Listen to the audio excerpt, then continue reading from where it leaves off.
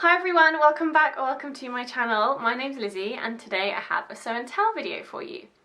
Now, as you'll know if you've seen my Instagram or if you saw my last video, this fabric is what I've been sewing recently, and as you can see it's finished. I'm wearing it and I've made the By Hand London Eloise dress. I'll put a picture up of the dress now so you can see, which is a dress that has a fairly high neckline. It can have long sleeves or no sleeves, or obviously you could hack to like a 3/4 length sleeve, and it's got two hem options. So the hem can be sort of like a dropped hem on, I guess, the hip area, or it can be longer still, closer to the knees, and then it has a great big ruffle that you can add on the bottom, and it has some sleeve ruffles as well. I love this pattern. I think it's really versatile because you could really easily raise the waistline to be higher, sort of more along the Tilly and the Buttons indigo dress type style. And it's just really a pattern that suits my style and suits what I want out of a piece of clothing. So without further ado, let me tell you about the version I've made. So I'll put some pictures up on the screen as I'm talking about it. And the fabric that I've used is this gorgeous viscose crepe that's from Fabric Godmother. It's one of Fabric Godmother's own designs of fabric, and it's based on a 1970s Italian wallpaper. I really like that it's a viscose crepe as opposed to just a viscose. It is, according to the description, 100% viscose, but the crepe texture just means it doesn't wrinkle like an ordinary viscose would, which is a big plus for me. Unless I'm at my ironing board steaming a seam, like pressing a seam as I'm sewing, I don't do ironing. So yeah, I'm a big fan of this fabric. And in terms of the pattern, I chose to make variation 1 of the By Hand London Eloise dress, which is the shortest version of the dress. So the hem, well, not the hem, sorry, I shouldn't call it the hem because the hem is at the very end of the dress. The waistline has got like a dropped waist, so the waistline sits right down low at my hips, and then I've got the ruffle on the end. I made a few variations, so I shortened the ruffle significantly. So the ruffle is actually out the pattern quite a long ruffle, and it means you need a lot of fabric. If you make it exactly how the pattern, you know, straight out the packet, you need a good 3 or 4 meters to make this dress. This fabric wasn't cheap, so I only had 2 meters of it, so I had to shorten the ruffle to make it work, and it was the ultimate pattern Tetris. I don't think I've ever managed to make something with so little fabric waste. There was honestly just the tiniest little strips and scraps of fabric left over from cutting this out. But yes, I did have to shorten the ruffle, not only to make it fit onto the fabric, but also I kind of wanted a shorter ruffle anyway, so that worked out fine.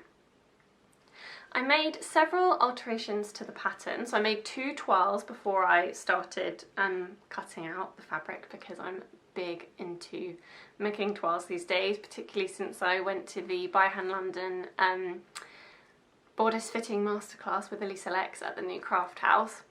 And so yeah, I made it straight up the packet first just to kind of see, and then I figured out that I needed to make a small bust adjustment.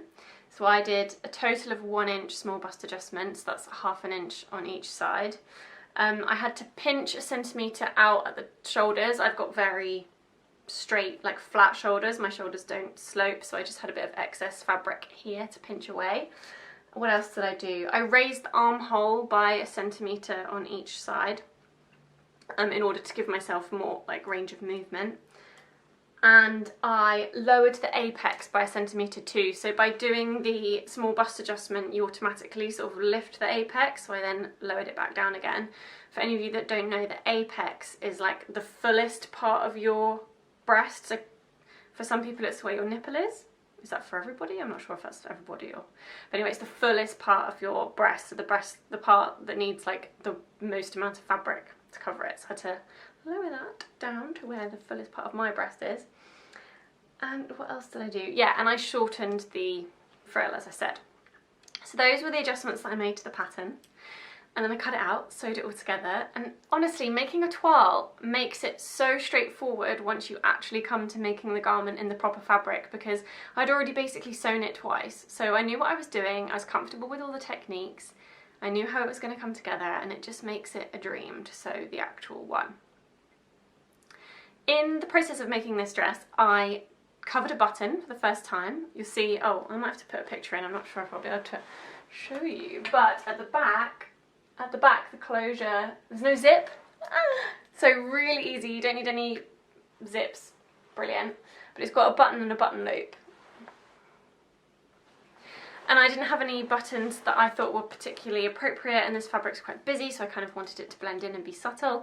So I covered a button and made my button loop, and that has all worked out fine, I think. I haven't really seen what it's like on me at the moment, but on the hanger it does pull a little bit, so maybe I should have interfaced it a bit more to give it a bit more structure to pull on the button, but we'll see. I can always maybe do that retrospectively.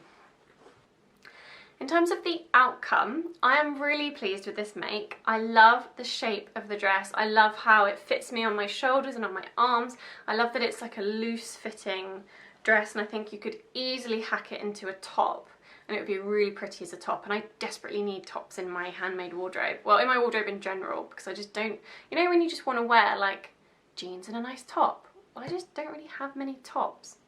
But anyway,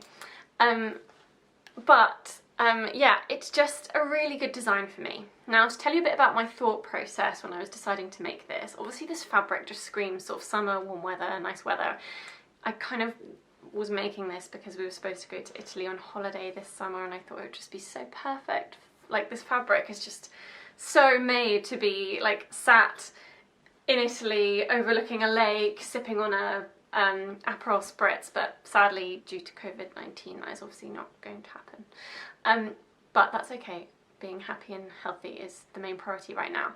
But I kind of had warm weather in mind, not hot weather in mind, but I had warm weather in mind because, let me tell you why. If it was a blisteringly hot day, I would obviously maybe be a bit hot with long sleeves, but I'm very fair, as you can see, and even if it's just March and the sun is shining, like, I need to put sun cream on because I will burn, and it's so important to me to protect my skin, for health reasons mostly. Obviously I want to prevent damage to my skin that might cause problems down the line, and also aesthetically I want to try and preserve the youth of my skin, and you know, we know that sun damage is one of the key causes of aging. So yeah, having a long sleeve just means that my skin is protected and I don't have to slather myself with loads of sun cream. The same with the neckline. I really want to protect the skin on my chest because I think that's an area that often gets like a lot of sun exposure over your lifetime. And actually, because I'm very small chested, sort of V-necks and plunging necklines aren't necessarily the most flattering for me anyway. So having a nice high neckline means that A, there's less skin on show for me to faff around putting sun cream on, and it just protects the skin on my chest. So that was kind of how I think that this pattern might become a bit of a staple, and I'm already planning to make more versions of this. Some more dresses, but also some tops, because it's just such a good thing for me to wear spring, summer, autumn, you know, when I want to be covered up. Also, temperature wise, I run very cold, so even on a day when everyone else is in shorts and t-shirt, I might just want a little cardi to cover myself up. But having my arms covered will just mean I'm a bit warmer on the days that it's maybe a bit windy or a bit more chilly. So now I want to talk to you about the length of this dress. Now, I may have got this a little bit wrong because I'm kind of trying to make this dress quite versatile and cover a few different eventualities. So firstly, I've got summer in mind, as I said, my kind of Italian Riviera dreaming, in which case I would want to wear it as a dress with bare legs. I'm not really sure if I can get away with this colour with me with bare legs. I know really I should just go for it and not worry about it, but my legs are extremely pale. Normally I'm just like, yeah, whatever, I don't care, but normally I'm wearing like blue or green, and I just think that this fabric is so light. It's obviously got the lovely orange and yellow accents, but it is very light. And I'm not sure if it's the best fabric for me to have directly next to my very white legs, but we'll see. Secondly, I made it a bit short, I think, to wear with bare legs. I wanted it short because I just wanted like that playful length. And I think it's just in my head, but if something's too like in the middle, like I think I need things to be either midi length or mini length, and if it's in between I can sometimes feel like I just feel a little bit frumpy. So I wanted it to be quite short, but it's a very ruffly dress, so you know, the one gust of wind and whew, everybody's seen my knickers. So I think to wear it as a dress I'll probably need to wear some shorts underneath it, which is fine. But yeah, and I might even maybe make myself some longer like navy blue shorts so that the shorts would actually stick out underneath the dress, and that might break up the colour between the whites and yellows and my very pasty legs. One solution could be fake tan, but I've done the fake tan thing. I had many years in my early 20s when I did the whole fake tan thing, and I just can't be bothered with it. I was only really doing it because I kind of felt like society was telling me that to be beautiful in the summertime you need to have a tan. And it's just too much effort. The products are expensive, takes too much time. Some products will like ruin your white bed sheets. No, I'm not going to let society dictate to me anymore. I've kind of decided to ignore that pressure that society places on me to feel like I need to have a tan. And I'm just saying, no, I'm pale and I'm beautiful, and that's that. So no to fake tan, that's not a solution. I just can't be bothered with that. But anyway, the other way I kind of want to wear this dress is with jeans, which is again why I decided to make it quite short so that it wouldn't be too frumpy, like over jeans. I'm not 100% sure how I feel about this. I'll put some pictures in, so please let me know what you think. But again, I wanted this dress to be multifunctional. I didn't just want it to be a summer dress. I kind of want to be able to wear it in autumn and winter, and you know, long-sleeved top dress, tunic dress, whatever you want to call it, over a pair of blue skinny jeans. Yeah, let me know what you think, but this is how I think I would get the most wear out of this. Maybe I need to shorten it even more so it's more just a top. We'll see. But anyway, I feel like I've banged on about this one garment for about 15 minutes.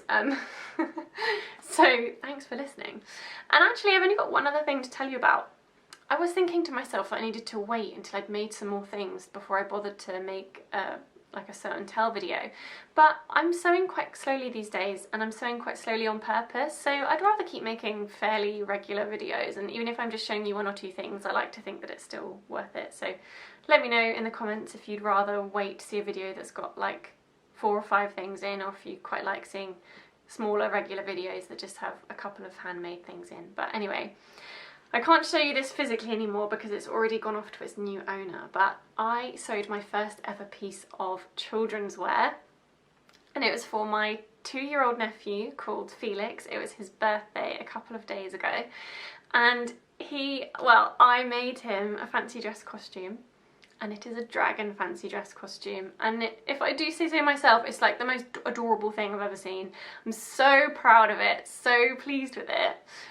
So I put some pictures in so you can see, but basically I was using Pinterest and trying to find some inspiration for making this dragon costume, and I came across, originally had an idea of making like a set of wings that he would like slot his arms into, but actually I came up with a more simple solution in the end. I found the Peanut Patterns website, and on there's a free pattern called the Finley hoodie, and I thought, wow, great, I can just use this hoodie pattern and I can hack it and add additions to it. So I had this green like cotton, it's not quite a it's not a sweatshirting, but it's like a substantial, nice, soft cotton jersey, like a thick cotton jersey that you would make like a hoodie out of as opposed to just a t-shirt. It's lovely, it's really soft, it's leftover fabric from another project. I got it from Classic Textiles, I think, on the Goldhawk Road, I think. And so I had that leftover fabric, and I also had this leftover fabric, the fabric that I've used for this, like the dragon spikes, which is ex-designer dead stock from the new craft house. You'll have seen that I made a dress out of this fabric a couple of videos ago. And I just thought, this is perfect fabric to be the wings and the scales and the spiky bits. So boom. So what I did was I had to hack the pattern a little bit, so I had to create a centre back seam so that I could have my triangular dragon spikes going all down the centre of the hood and all down the centre of the back. And I drafted just little triangles, super easy, just figured out roughly what size I wanted and drafted those. Then I drafted some wings to go like under the arms, some dragon wings, and it was a bit fiddly to figure out how I would attach that. But yeah, basically I attached it along the arm seam and the side seam. And I made a tail, and I stuffed the tail with scraps, and the tail had like a spike on the end too. And I just think it looks fantastic. I'm just so delighted that I had this new Craft House fabric, like that I still had enough scraps left. And actually I've got some similar jersey in navy blue, and my nephew Felix has an older brother who's 3. And so I might have to make him one as well in navy blue, because then they can be a cute pair of dragons together. But it's just so unbelievably cute. So there you go, those are the 2 things that I have sewn recently. I hope you enjoyed this video. Please do give it a thumbs up if you enjoyed it, and subscribe if you'd like to see more of my videos. I have just done some quite significant damage online in terms of online fabric shopping, because I got some money for my birthday that obviously ended up going straight towards fabric and dressmaking. So yeah, subscribe if you'd like to see a fabric haul when they arrive. I mean, with COVID-19 and everything, I think delivery times are quite a bit slower, so it might be a couple of weeks before everything has arrived. But I ordered from 2 different shops, and I ordered some really delicious, like quite expensive fabrics that I really hope are as lovely as I think they're going to be. But yeah, I will see you next time. I hope you're all well and happy and safe and coping as well as possible in this crazy time. But I will see you next time. Bye!